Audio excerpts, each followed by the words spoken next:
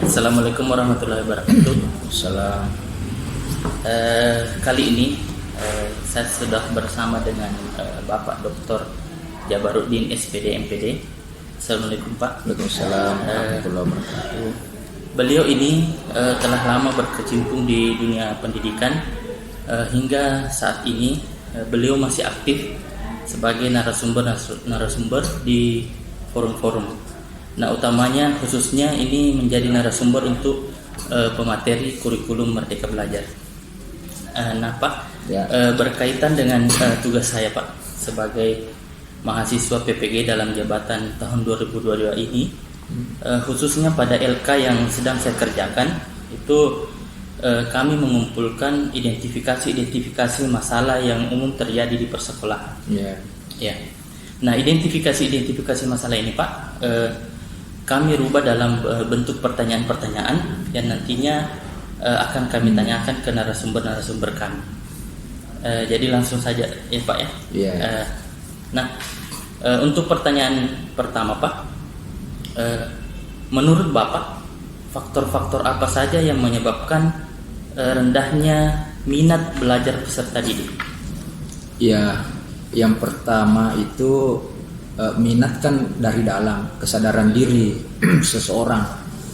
Nah, biasanya minat itu juga dipengaruhi oleh motivasi eksternal dan internal. Nah, secara internal minat belajar anak itu kurang disebabkan karena tidak dibiasakan, memang tidak dibiasakan untuk belajar. Kenapa anak tidak berminat? Tidak dibiasakan karena pembelajaran yang kita lakukan itu tidak menantang. Usia anak itu usia psikologisnya itu suka tantangan. Nah, ketika misalnya pembelajaran yang dilakukan oleh guru itu tidak menantang, itu sehingga tidak ada minatnya. Saya ambil contoh. Mengapa anak suka game?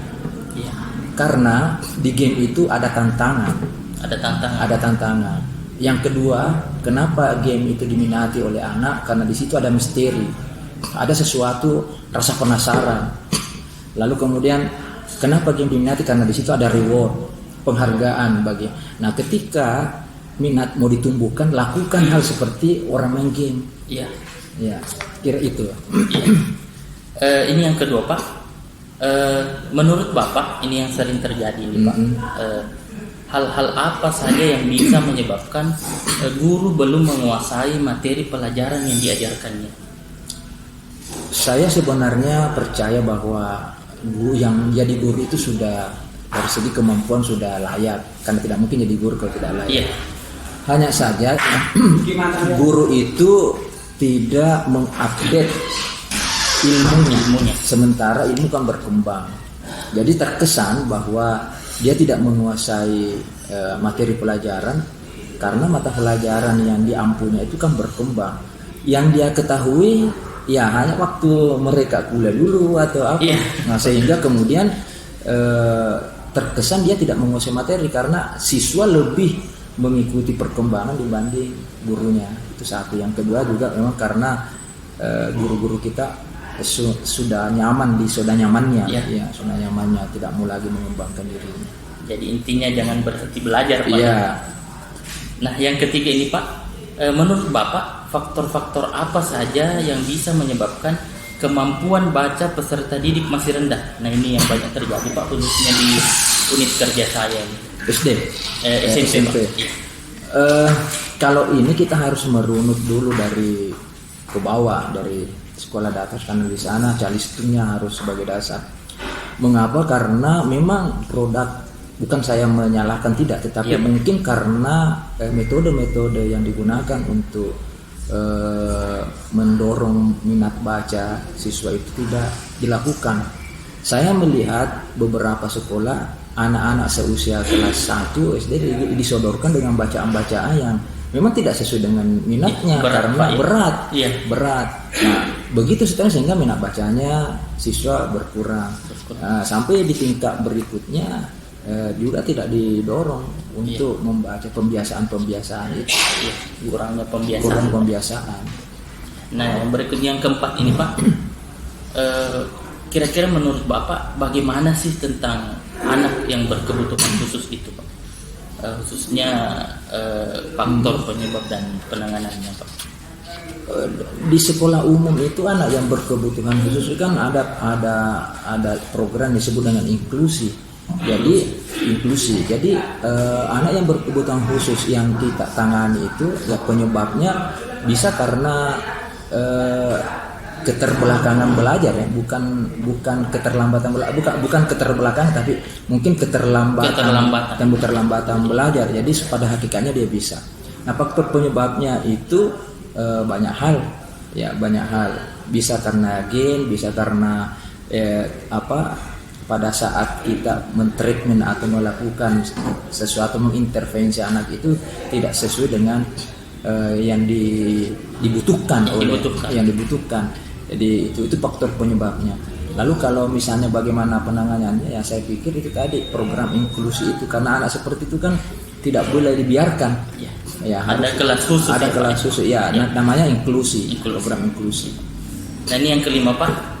Ini sekarang ini masih banyak guru, Pak, yang belum memahami model-model pembelajaran inovatif. Kira-kira ini apa penyebabnya, Pak? Ya, pertama itu tadi guru kita tidak mau mengembangkan dirinya, sementara model-model pembelajaran kan berkembang terus sesuai dengan perkembangan masyarakat, kecenderungan pemikiran orang. Jadi kalau hanya model-model lama kan tidak up to date, tidak mengikuti zaman. Nah, kenapa? Itu zona nyamannya, dia merasa enak di comfort zone, zona nyaman. Sudah begini saja sudah cukup. Ya itu. Terlepas dari apakah dia sudah sejahtera, apakah dia ini, tetapi memang mindset guru kita itu tidak banyak ya, tidak semua juga, tapi lebih banyak juga yang masih senang di zona nyamannya itu. Nah, ini yang terakhir, Pak. Kira-kira menurut Bapak apa yang menjadi kendala sehingga pembelajaran di sekolah belum bisa berbasis HOTS? Ya, karena gurunya juga belum memahami itu HOTS. HOTS sebenarnya lebih cenderung orang memahami HOTS itu, guru kita bilang, oh ini higher order thinking skill itu adalah soal-soal yang kita buat itu supaya tinggi. Bukan seperti itu. Jadi memang pemahaman konsepnya juga memang sudah salah. Sudah salah. Jadi yang kedua, memang gurunya juga tidak tahu bahwa apa itu sebenarnya HOTS. Agak sulit diterapkan di sekolah. Saya kira itu saja, Pak, semua pertanyaan saya, Pak. Terima kasih atas waktu yang diluangkan. Sekali lagi, Pak, terima kasih atas jawabannya. Semoga ini bisa menjadi masukan bagi guru-guru kita, khususnya bagi saya, Pak. Terima kasih, Pak. Assalamualaikum warahmatullahi wabarakatuh. Waalaikumsalam.